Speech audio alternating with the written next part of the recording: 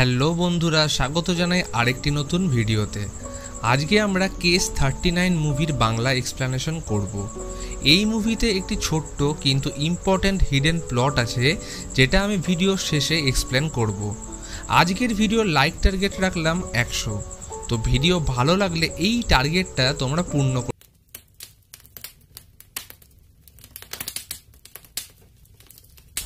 তো মুভির শুরুতে লিলিথ নামের একটি বাচ্চা মেয়েকে দেখানো হয়, যার পেরেন্টস অনেক স্ট্রিক্ট।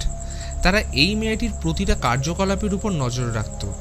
এবার সিন চেঞ্জ হয়ে এমিলি নামের একটি মেয়েকে দেখানো হয়, যে কর্মসূত্রে একজন সোশ্যাল ওয়ার্কার এবং সমাজে শিশুদের উপর ঘটা অমানবিক ঘটনা যাতে না হয় তার দেখাশোনা করে।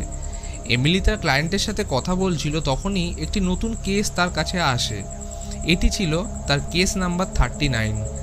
কেস ফাইলে আমরা লিলিথের ছবি দেখতে পাই, আর কেস অনুযায়ী তার পড়াশোনার গ্রেড আগের থেকে অনেক কমে গেছিল এবং বাড়িতেও পেরেন্টসদের থেকে সে ভয়ে ভয়ে থাকতো। এমিলি তাদের বাড়ি গেলে লক্ষ্য করে তার বাবা মা অদ্ভুত আচরণ করছে, আর মেয়েটি কোনো কারণে ভয় পেয়ে রয়েছে, অর্থাৎ কিছু একটা বাচ্চাটির সাথে ঘটছিল, এটা নিশ্চিত।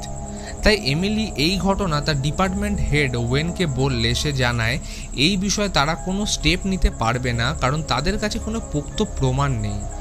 এমিলি এবারে ডিটেকটিভ কাম বন্ধু মাইক বেরোর কাছে গেলেও তার উত্তরও একই ছিল।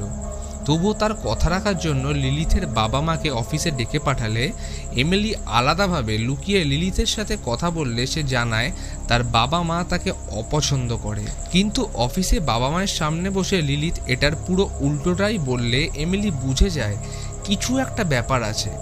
এবার পরের দিন এমিলি স্কুলে গিয়ে তার সাথে দেখা করে নিজের ফোন নাম্বার দেয়, যাতে কোনো রকম বিপদ হলে সে যেন তার সাথে কন্ট্যাক্ট করতে পারে। সেই রাতে এমিলি মাইন্ড ফ্রি করার জন্য তার বন্ধুর ডাককে কল করলে সে ফোন রিসিভ করে না। তাই এমিলি তাকে একটি ভয়েসমেল পাঠিয়ে ফোন রেখে দিতেই তার ফোন আবার বেজে ওঠে, কিন্তু এবারে সেটা ছিল লিলিথের ফোন। সে বলে তার বাবা মা তাকে মারার চেষ্টা করছে। এই বলে কল কেটে গেলে এবার আমরা দেখি লিলিথের বাবা মা তাকে ঘুমন্ত অবস্থায় ওভেনে ঢুকিয়ে মারতে গেলে এমিলি ও মাইক সেখানে পৌঁছে লিলিথকে উদ্ধার করে এবং তার পেরেন্টসদের মানসিক হসপিটালে পাঠিয়ে দেয়। এবার লিলিথকে চিলড্রেন্স হোমে পাঠিয়ে দেওয়ার সিদ্ধান্ত নেয়, কিন্তু সে এমিলির সাথে খুব মিষ্টি মিষ্টি কথা বলায় তাকে পছন্দ হয়ে যায় এবং এমিলি ডিপার্টমেন্টকে রিকোয়েস্ট করে লিলিথকে তার সাথে থাকতে দেওয়ার জন্য। এইভাবে দুদিন খুব ভালোভাবেই কেটে যায়। একদিন এমিলি লিলিথের বাড়ি যায় তার পুরনো জিনিসপত্র আনার জন্য। লিলিথের পেরেন্টসের ঘরে গেলে প্রচুর অদ্ভুত দাগ লক্ষ্য করে এবং সাথে উল্টানো ক্রস ও পবিত্র বাইবেলকে পড়ে থাকতে দেখে। এই সব কিছু দেখে তার মনে কিছু সংশয় জাগলেও শান্ত ও নিরীহ লিলিথের কথা ভেবে সে এই সব জিনিসকে গুরুত্ব দেয় না। এবার এইদিকে এমিলির সাথে সম্পর্কিত প্রতিটি লোকের সাথেই অদ্ভুত ঘটনা ঘটতে শুরু করে। যেমন এমিলির কাছে আসা একটি কেসের ভিকটিম ডিয়েগো নামের এক বাচ্চা ঘুমন্ত অবস্থায় তার বাবা মাকে মেরে ফেলে এবং এদেরকে মুভির শুরুতে আমরা এমিলির সাথে কথা বলতে দেখেছি। মাইক এমিলিকে জানায় মৃত্যুর কিছুদিন আগে এমিলির বাড়ি থেকে একটি কল এসেছিল। এবার লিলিথকে এই ব্যাপারে জিজ্ঞেস করলে সরাসরি অসম্মতি জানালেও মাইক ও এমিলির কাছে এটা অস্বাভাবিক লাগে। এইবার লিলিথকে মানসিকভাবে চেক আপ করার জন্য ডাগের কাছে নিয়ে যায়। আসলে ডাগ পেশায় একজন সাইকিয়াট্রিস্ট। এবারে সেশন শুরু হতেই লিলিথ অদ্ভুত বিহেভ করতে শুরু করে। ডাগ তাকে ভয়ের কারণ জিজ্ঞেস করলে সে উল্টে ডাগকে তার ভয়ের কারণ জিজ্ঞেস করে। আর নিজের ক্ষেত্রে লিলিথ বলে সে কাউকে ভয় পায় না, বরং সে নিজেকেই ভয় পায়। আর ডাগ জানায় সে হর্নেট অর্থাৎ ভীমরুলকে ভয় পায়। এই ঘটনার পর ডাগ এমিলিকে জানায় লিলিথ বড়ই অদ্ভুত একটি মেয়ে। এমনকি তার সাথে সেশন করার সময় তার মনে হচ্ছিল লিলিথ তাকে থ্রেটনিং করছে। তাই সে তার সিনিয়রদের এনে আরেকবার তার সেশন ক্লাস করবে এই জানিয়ে চলে যায়। এইবার সেই রাতে ডাগের কাছে একটা ফোন এলে সে কিছু অদ্ভুত আওয়াজ শুনতে পায় এবং ফোন রাখতেই সে অনুভব করে তার পিঠে অসংখ্য ভীমরুল বসে আছে। ফলে প্রচণ্ড ভয় পেয়ে বাথরুমে পিছলে পড়ে গেলে তার মৃত্যু হয়। এদিকে এমিলিরও মনে হতে থাকে লিলিথ কোনো নর্মাল বাচ্চা নয় এবং তার চেনা পরিচিত মানুষগুলোর সাথে যা কিছু ঘটছে এর জন্য কোনোভাবে সে দায়ী। এর মাঝেই সে লিলিথকে মারতে চেষ্টা করলেও ব্যর্থ হয়। ফলে আর উপায় না দেখে এমিলি মেন্টাল হসপিটালে তার বাবা মায়ের সাথে দেখা করে। তার বাবা বলে এমিলি কখনোই তাদের মেয়ে ছিল না, বরং সে জন্মগত এক ডেভিল ছিল। ঠিক এমনটাই আমরা রোজমেরিজ বেবি মুভিতেও দেখেছি। আপনারা এই মুভির এক্সপ্লানেশন দেখে না থাকলে উপরের আই বাটন, ডেসক্রিপশন বক্স এবং কমেন্ট বক্সে দেওয়া লিঙ্কে ক্লিক করে দেখে নিতে পারেন। তো এবারে লিলিথের বাবা জানায় একসময় তাদের ফ্যামিলি খুবই বড় ছিল, কিন্তু বিগত 10 বছরে লিলিথের কারণে তাদের প্রত্যেকের মৃত্যু হয়েছে। লিলিথ সর্বদা নিজের কথা অনুসারে সবাইকে চালাতে পছন্দ করে, কিন্তু তার কথায় বেগতিক হলেই সমস্যা। তিনি একটি অদ্ভুত কথাও বলেন যে লিলিথ ফিউচার দেখতে পায় এবং কখনো ফিউচার প্রেডিক্ট করতে না পারলেও সব কিছু আন্দাজ করে নেয়। তাই তারা বহুবার তাকে মারতে চেষ্টা করলেও ব্যর্থ হয়েছে। এমনকি এমিলির সামনে এসে নিজেকে অসহায় ও নিরীহ দেখিয়ে তাকে বোকা বানিয়েছে। তো অনেক চেষ্টার পরে তারা প্ল্যান করে ঘুমন্ত অবস্থায় তাকে মারার।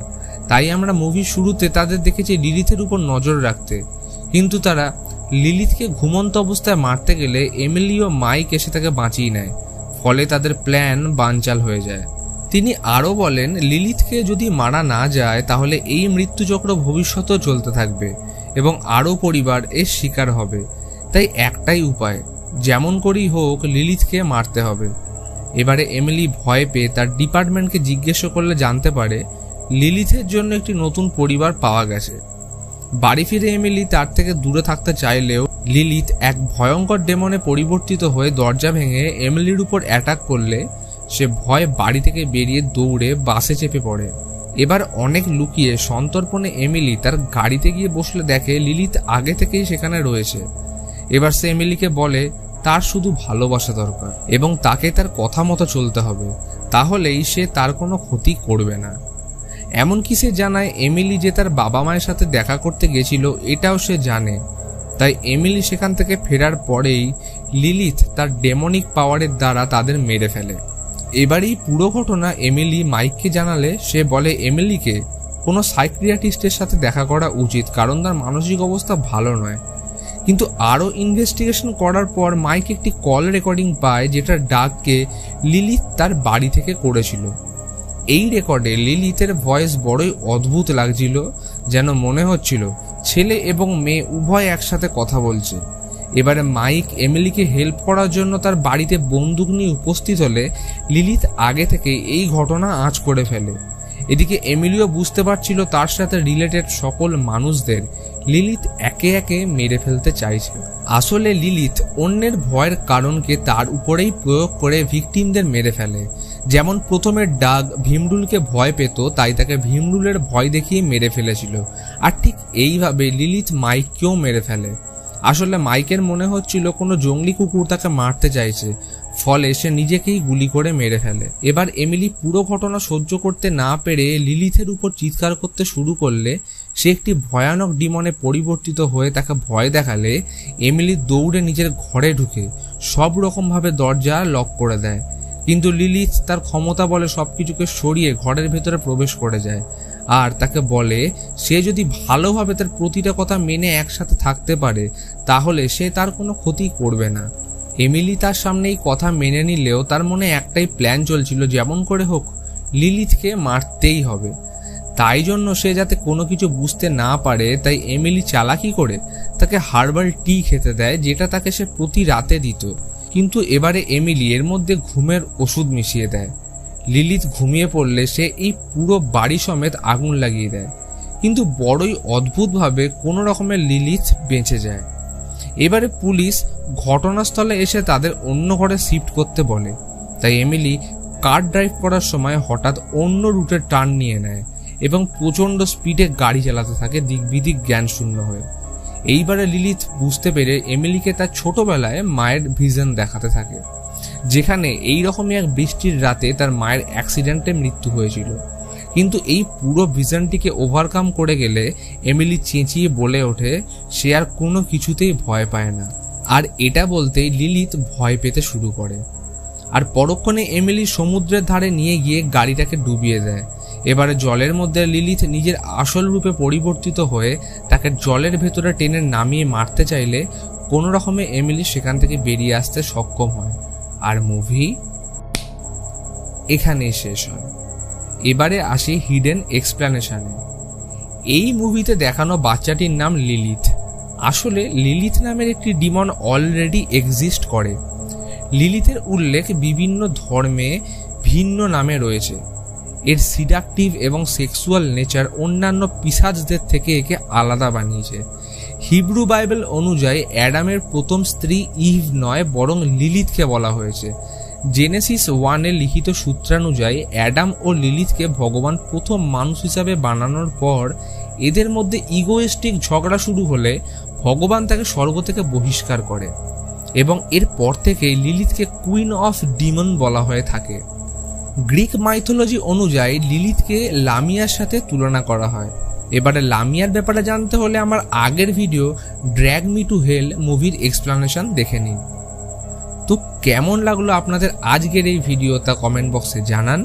ভিডিওতে লাইক দিয়ে চ্যানেলটি সাবস্ক্রাইব করতে ভুলবেন না, কারণ এটি একদম ফ্রি।